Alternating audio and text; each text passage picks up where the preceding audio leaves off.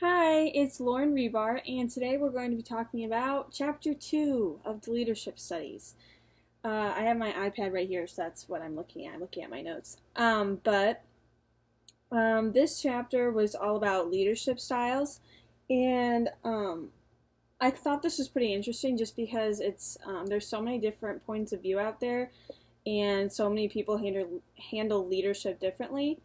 And in the beginning of the chapter, there was a self assessment, and I did that because I was very curious what I was.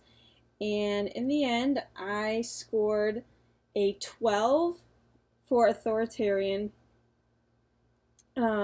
leadership, a 17 for democratic, and an 11 for laissez faire. So I was democratic.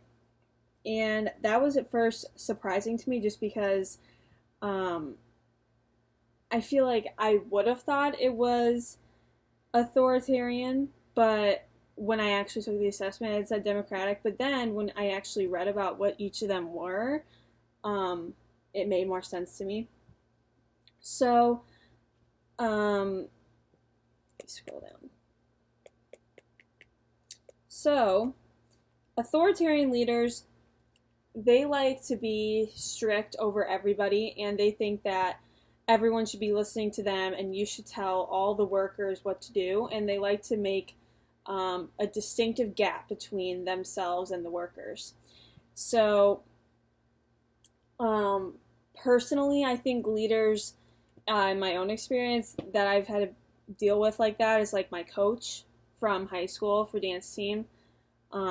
She was very strict and told everybody what to do and didn't really listen to what we had to say in most parts. Like she made the rules and didn't really listen to anybody else, which is why I definitely am not that, because I've been a leader before. I actually coordinated my local pool at home over the summer for a couple summers now, and I do agree that I'm a democratic leader because I think it's important to have goals and to listen to your workers and listen to their feedback.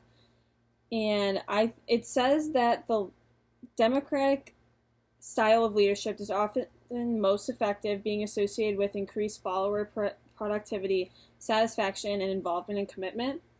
And I agree. I think that in order to have your workers follow you and listen to you and respect you, that you need to have a relationship with them.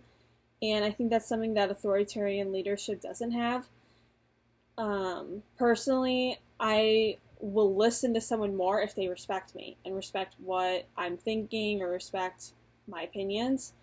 So I definitely made sure that that's how I was with my workers. Like if something was wrong or if they gave me feedback, I would listen to them and either change something or just make sure that they were satisfied in some way. So laissez-faire, the last one, it's more of a non-leadership role. So it means that the leader gives the workers the most, like a lot of room to do whatever they want, and so you give them little guidance. And I don't think that that is the best leadership quality, because why would you need a leader if they're not going to do anything?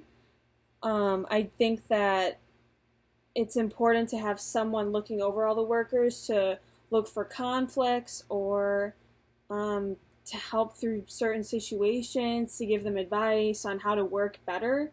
I think that's what leaders do the best, to ensure that the work is being done. So I don't think that that's the best leadership quality. So I do think Democrat is the best, and it does depend on what kind of work you're doing. So, for example, I nannied over the summer, and I nannied for a 12-year-old. So she was definitely old enough to know exactly what was going on, but she just needed someone who was older to drive her around, one, and two, to give her guidance in certain situations.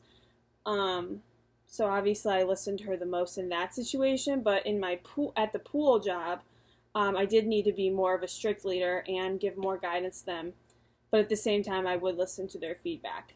So I've seen, and then for the authoritative, that's more of like my coach from dance. So she was super strict. Um, she was directly looking at, like, ordering us around all the time. She was supervising us the whole time. Didn't really give us much room to do our own thing. So overall in this chapter, I thought it was pretty interesting. I do think this book is a little hard to read sometimes. I think it's kind of like very textbook, but it is very informative, and I was able to connect it to my life personally, which made it a little bit more interesting. And yeah, I'll see you in the next video for chapter 3.